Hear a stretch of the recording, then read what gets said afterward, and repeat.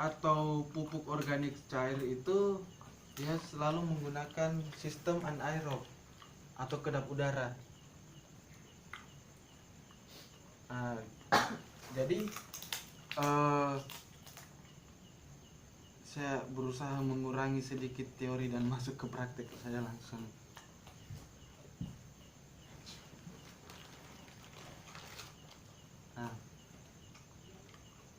misalnya ini sebagai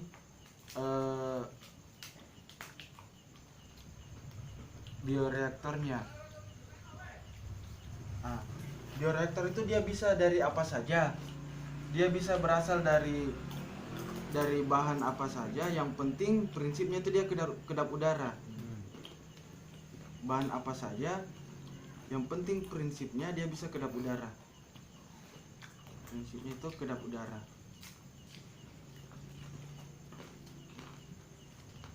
Kedap udara. Misalnya ini material yang difermentasi. Kemudian nanti kita tambahkan air setinggi ini. Jadi sekitar 20 sampai 30% itu adalah material padat.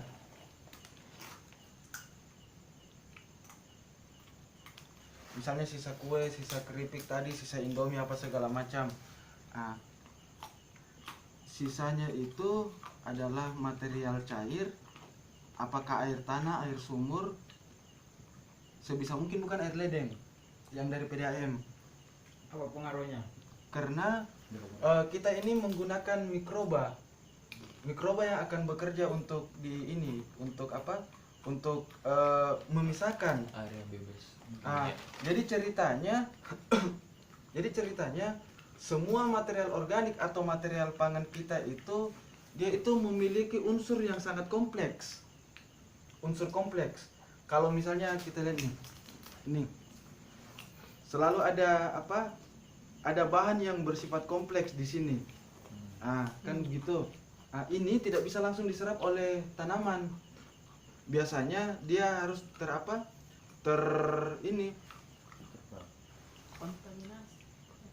bukan di dekomposisi dulu. Biasanya dia didekomposisi dulu. Sebenarnya lambung kita itu juga salah satu adalah proses dekomposisi. Makanya manusia itu sebenarnya punya banyak mikroba di dalam badannya. Kalau ya E. coli itu adalah bakteri yang bakteri jahat. Bakteri jahat. Sebenarnya yang diperlukan itu seperti Lactobacillus. Itu di kadang beberapa susu fermentasi yogurt. Itu terdapat itu. Kalau misalnya kita pakai air ledeng dari PDAM itu salah satu kandungannya itu adalah kaporit. Kaporit ini membunuh mikroba. Ada satu lagi yang permasalahannya itu adalah jenis mikroba jahat. Itu kadang dia punya kemampuan untuk mempertahankan diri sampai mengevolusi dirinya. Apa istilahnya kalau evolusi itu dia resisten dia. Ya awalnya dia resisten, tapi kemudian sampai dia bisa makanya semakin tinggi teknologi hari ini tuh tingkat penyakit juga semakin bermacam-macam.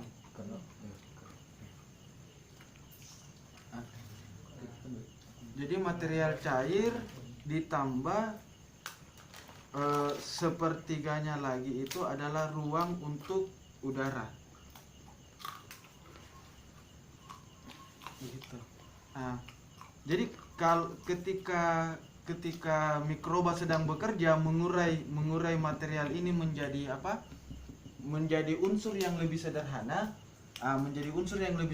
Pada situ kan terjadi pembentukan gas. Gas ini perlu dibuang. Kalau misalnya dia tidak dibuang, kadang reaktor buatan kita ini menggembung dan pecah. kayak gitu. Dan terbang jadi bom. Tapi tantangannya adalah pada saat ini dibuang, dipastikan tidak ada udara yang masuk. Tidak ada udara yang masuk untuk tetap mempertahankan prinsip kerja kedap udara ini supaya karena mikroba kita itu dia bekerja dalam kondisi kedap udara. Kalau dia bekerja pada kondisi udara, itu peluang untuk mikroba pembusuk, bakteri pembusuk itu lebih cepat dibanding bakteri pengurai. Jadi ceritanya yang kita pekerjakan adalah bakteri pengurai, menguraikan unsur-unsur padatan ini menjadi bersifat lebih sederhana sehingga bisa dikonsumsi oleh tanaman. Tanaman itu dia membutuhkan sebenarnya 3 paling pokok yang bisa kita berikan. Ada namanya hara makro, unsur hara makro, ada namanya unsur hara mikro, dan ada juga yang bisa kita berikan zat PT tadi. Tapi kita bermain di seputaran ini saja dulu, hara makro dan hara mikro. Hara makro itu umumnya tuh nitrogen, fosfor, dan kalium, NPK. Makanya kalau di petani itu ada namanya pupuk NPK. Kemudian di hara mikro itu ada Fe, ada Zn, ada Cu, dan lain-lain. Kita kan kadang itu dibilang kita kekurangan zat besi. Berarti kita butuh bayam misalnya. Inilah seng. Disinilah mikroba kita ini dia urai untuk kemudian bisa menjadi unsur yang lebih sederhana sehingga bisa dikonsumsi oleh tanaman. Begitu. Jadi di sini itu supaya udara tidak masuk kembali, dipasangkanlah lagi botol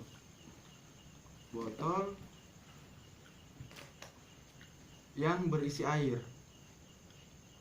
Jadi di sini itu ini selangnya ini jangan sampai masuk ke sini. Jangan sampai masuk ke sini. Dia harus di wilayah udara, di wilayah pembentukan gas atau udara ini. Jadi dia keluar. Di sini selangnya harus ada di tenggelam. Ujung selang yang ini ditenggelamkan supaya pada saat gasnya keluar, dia keluar di sini, langsung ke sini saja. Jadi ini harus tetap terbuka tutup botolnya. Begitu. Saya lihat metode ini bagi teman-teman kos-kosan kadang masih bersifat menggunakan 2 botol itu. Jadi kalau misalnya mau dipindahkan, ini kan ada selang ke sini. Jadi kadang diangkat gini, repot.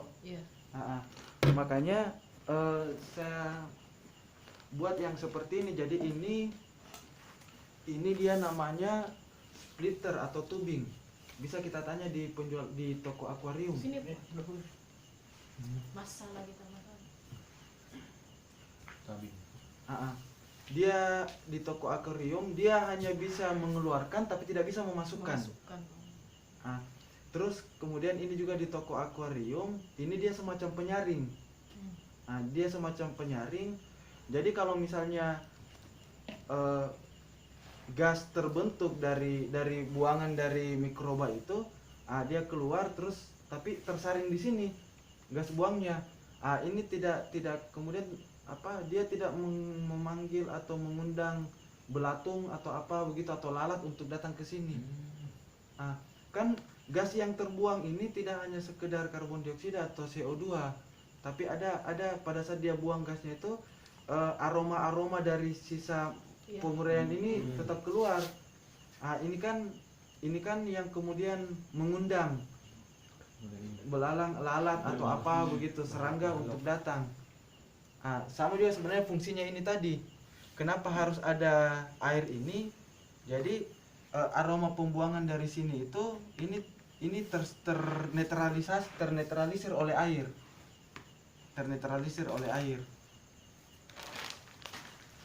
Itu sih prinsip kerja anunya.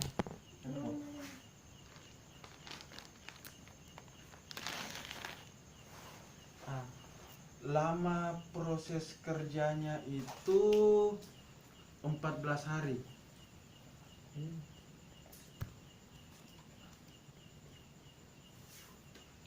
14 sampai 20 hari. Dalam kondisi anu ya materialnya tuh full di 20% itu ya. Iya. Di full itu baru kemudian 14 hari Iya. baru jadi fermentasinya ya. Sejak Iya. yang lalu. Jadi pada saat hari pertama itu Pak, misalnya hari pertama sampai hari ke-7 ini kita masih bisa tambah materialnya di dalam. Iya. Ah, sampai dalam 1 minggu awal masih bisa ditambah materialnya. Kok Ah. aku bilang? 7 ke 14 hari sebaiknya tidak usah ditambah lagi. Takutnya kalau apa pada saat ditambah di hari ke-7 itu dia sudah tidak ini lagi, tidak terurai lagi. Nah, kenapa? Karena ada kok catatan. Pasti kamu ngopek dia apa ya? Iya. Tuh datang. Saya dalam berbuat kadang mencatat juga, jadi catatan-catatan saya yang saya bawa ke sini. Datang sama uncle gitu. Nah, Ntar yang dia di sini. Siapa tuh? Assalamualaikum. Waalaikumsalam. Salam. Waalaikumsalam. Minta titip gorengan. Oh? Tukang. Waalaikumsalam. Ini mau diprioritasin. Iya. Aku beli makanan. Om tabe uang. Oh, iya. Kamu dengan kamu. Omku. Oh,